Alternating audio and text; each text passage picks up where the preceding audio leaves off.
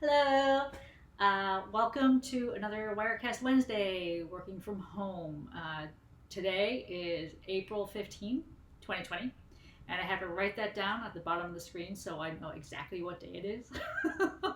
It has become often very difficult for me to tell, what day of the week it is, what the date is. Today in a meeting, someone mentioned Groundhog Day, and I was like, "Is today Groundhog Day?" And completely forgetting that that was several weeks ago, because it feels like we've just been living the same day over and over again in many ways. So, again, welcome. I'm just going to click over here real fast. I have another computer going at the moment. And just to monitor my progress, how things are doing. Yeah, what was I saying? Welcome to Wirecast Wednesday, April 15, 2020. I am working from home again, like so many other people. I'm lucky to be able to work from home, even though the events that have occurred at my work over the last week, especially, but the weeks leading up to this, have not been very relaxing at all. We'll get to that later. It is still in the April, which means I'm going to be talking more about writing. And as we mentioned last week, this is part of the bonus parts A to Z. Because I have not been very good about writing my blog posts, I decided to do them in video format. And today, we're on to the letter E. And there's no finish up for this E is for, because up until the very last minute, I was vacillating back and forth about what I could talk about for E. I have a character whose name is Eve, and she's very interesting, and I thought about talking about her, and then I was like, ooh, I could also talk about excitement, talk about like writing fight scenes and stuff like that.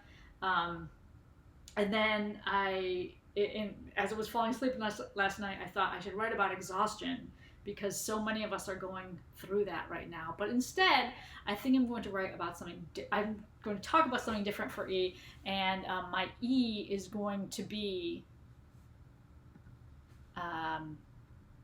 expectations, because expectations are something that we all feel when we start writing, and when you start a story and you have this story idea, you have these great expectations for it.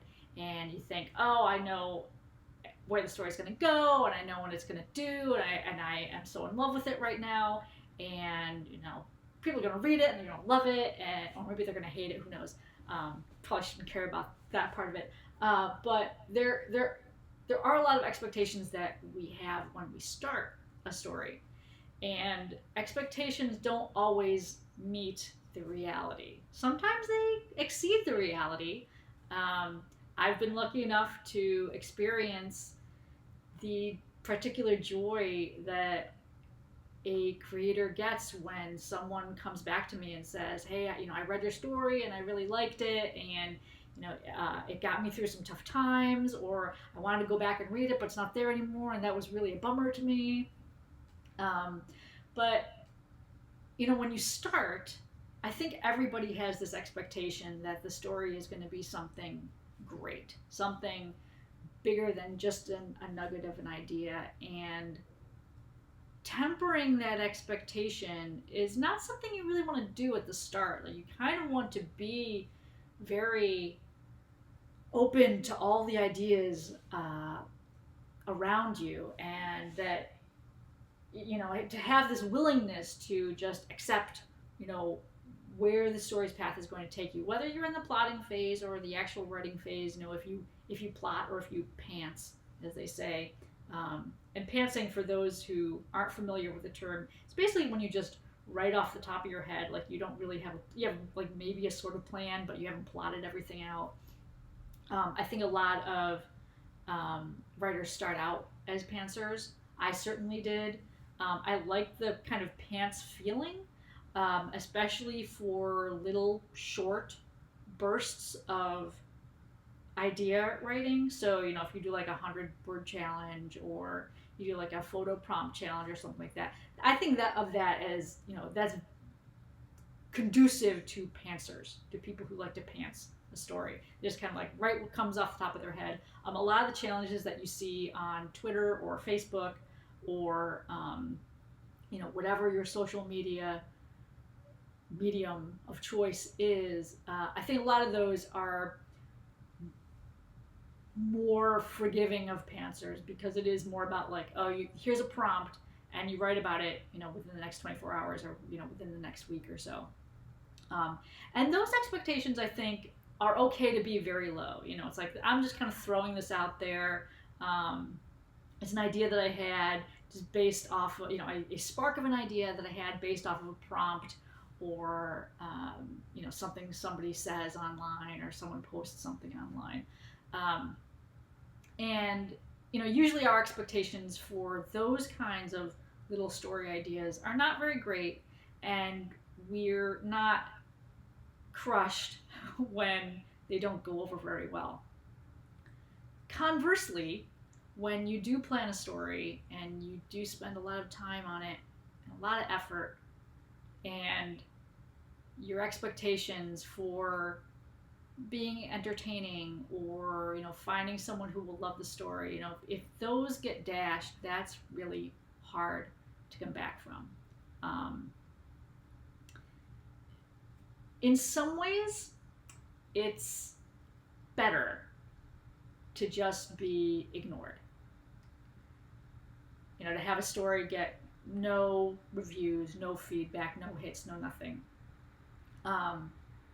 than to get the kind of ugly feedback or the trollish feedback that some authors get. I've gotten them before. Most of the trolling commentaries I've gotten have been really stupid. It's like, oh well, I didn't write the two people that they wanted to be in the relationship, and I'm like, whatever, dude, get over yourself. It's my story. I'm writing it, not you. So shut up. But when you do pour a lot of yourself into a story, and then you have this expectation that it's going to affect people in some way, and then it doesn't, that can really hurt, and it can really make you feel like, God, why do I even do this? Why did I write this in the first place? Why did I share it? Why do I keep writing, and why do I keep coming up with ideas, and should I not share it in this one in the future? And what if people hate it, or what if they ignore it, and what if people what if I die with all these just stories shoved in a drawer? And that can be really dangerous thinking. I've been there. I certainly know what that's like. A couple weeks ago on this series, this Wirecast Wednesday series, I talked about my novella number 7, and the feedback I got for that story was great. It was not a lot, like there were people I wanted to read it and never did, and that kind of hurt. I had an expectation that, for example, my mother-in-law would read the story and be like, oh, like, I didn't know you could do this. I found, I like the story. I thought you did a great job. And maybe that's just like me wanting praise from them. I don't know. But that, it was like a blow. It was like a blow to the gut to not get that acknowledgement. So that was an expectation of mine that was dashed regarding that story. It's also a reason why I think that a lot of writers like to stay in the relatively safe zone of fan fiction writing, because you're writing to an audience that is already there and is already ready to accept, if not your plot, then at least like the world or the universe or like some of the characters in it. And they might not like it. That's actually kind of common, I think, is that you'll get someone who's just like, this story is stupid or whack or whatever, but the expectation is it's these characters or this world or this universe is not mine, so it's okay. Like, I don't feel so bad if somebody hates it or somebody ignores it. But when it's a story that comes from you, and I said it, you have this expectation that it will touch someone or it will, make someone think of you in a different way, and then that doesn't happen. Oof. Oof. So I don't want to go on too long about that. The the takeaway that I think I want people to get from at least my experience of that expectation is that you never know what to expect, what other people are going to think. You never know how they're going to react. I had people that I work with, just like in passing, say, "Oh, I saw that you wrote, you published a book. I'll download it or I'll buy a copy," and that was weird. It was fantastic, but it was also kind of weird. So you just never know, and you never know what story is going to get through to people. You never know what character you write or what world you create is going to really resonate with someone else out there, the way that it does with you. So, yeah, I have not been great about keeping up with my writing schedule for the last several weeks. A lot of it has to do with just the unexpected stress of the environment in which we live right now, as well as stresses from work. But I'm giving myself a deadline to at least get through like the last part of one of my works in progress by the end of this summer, and that is a tall order, but I've been putting this one off for a really long time, and the story just needs to be finished. It needs to be finished, and it needs to go to editing. I should have told you about editing. Oh, damn it. But I'm not an editor. I'm more of a writer. Yeah, it's gonna be a little bit of a haul there, I think. But I'm confident I can do it.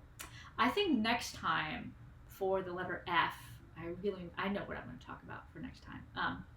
So that's enough about bonus parts A to Z. In terms of everything else, we are trying to stay healthy and safe and sane. I've been making masks. All those years of watching MASH with my dad, and like masks that like you tie on top of your head and then behind your head, like the surgical masks. That's come in handy. Like, I figured out how to do that. This is my skull mug for people who want to see. It's one of my favorite mugs. It's from my sister. She got it at a Ren Fair, I think. This is what I looked at as Axton's mug for the full time, and it has now become Axel's mug as I rewrite that story as well. That's a topic for another day as well. I hope everyone out there, wherever you are, you're staying safe and healthy and sane. Get outside if you can. If you have a balcony or you have a porch or you have a roof deck that you can or just a roof of your building, and you can get outside a little bit, that's always really helpful. One thing that I do miss is just the walk that I have on my typical, what used to be my work commute every day. I would ride the train for 25 minutes, but then I would have this like nice 20-minute walk from the train to work, and then from my office back to the train, and then from the train to home. And then I work in an office pretty much by myself, but I would have meetings at buildings across campus, so that's like it would be like a 10-minute walk, and I don't have that time outside and moving around and to myself during the day anymore. That was really like my concentration writing time. That I would just kind of like write stuff in my head and go through scenes in my head, and without that routine, it's been really difficult for me to get into a writing mode. Fingers crossed. Tomorrow we have some folks helping out with the work stress I've been having, and hopefully that stress will be over with at that point, and I can just my stress level will go from like here to about here, which is a lot more normal for me, and I'll be able to go back to doing the things that I really love to do. Not that I don't love what I do at work right now. It's just it's very very stressful, and if my work can go back to being about, hey, look at this cool stuff we do, instead of, oh my god, yes, everything is down and things are broken and I'm sorry, I'm sorry, I'm sorry. I would love to get back to that as soon as possible. So yeah, that's it for me. I think I've talked long enough. Again, I hope that all of you are doing well out there, and drop me a line at bonusparts.com or my Facebook page, Bonus Parts, or just on my Facebook feed or my Twitter feed, or YouTube. Well, no, I don't think I have comments enabled on YouTube, but let me know. I'm also bonusparts@gmail.com. Um, if you ever want to just chat about anything, I'm available for that. So take care out there, everybody, and I will hopefully see you all next week at around the same time. Okay, bye.